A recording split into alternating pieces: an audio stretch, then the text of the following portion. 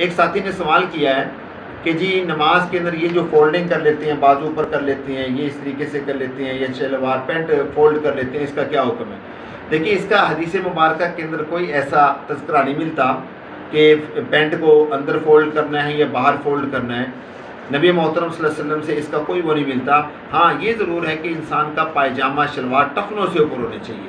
باقی یہ جو لوگ کہہ دیتے ہیں کہ اندر کو فولڈ کرنے سے نماز ہوتی ہے، باہر فولڈ کرنے سے نماز نہیں ملتی، اس کا فقہ کے اندر کوئی ایسا مسئلہ نہیں ملتا، تو اس لیے اس بات کے اندر پریشان نہیں ہونا چاہیے کہ شلوار اندر کو فولڈ کریں، پینٹ اندر کو فولڈ کریں یا باہر کو فولڈ کریں، جیسے بھی آپ فولڈ کریں گے ٹخنوں سے اوپر ہونی چاہیے، آپ کی نماز ہو جائے گی۔ باقی رہا مسئلہ یہ جو بازو ہیں، یہ بازو جو ہیں کونیوں سے نیچے ہونے چاہیے۔ اگر آپ کے بازو کونے سے اوپر ہے تو اس حالت میں نماز پڑھنا مکروہ ہے، کونیوں سے نیچے ہونے چاہیے۔ اب یہاں سے کتنے اوپر ہونے چاہیے؟ یہاں تک بھی جائز ہے، یہاں تک بھی جائز ہے، لیکن اس سے اوپر نہیں ہونے چاہیے، کونیاں ڈھکی ہوئی ہونی چاہیے۔ اس صورت کے اندر نماز ہو جاتی ہے، اس سے اوپر اگر آپ کرتے ہیں تو یہ مکروہ ہے۔